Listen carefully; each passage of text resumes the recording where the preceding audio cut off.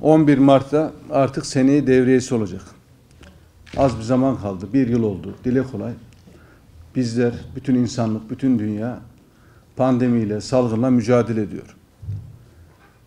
Dünyanın 14. büyük kenti İstanbul'umuz, bizim şehrimiz, gözbebeği şehrimizde de sizlerle beraber hemşehrilerimizle gerçekten salgınla mücadele ediyoruz.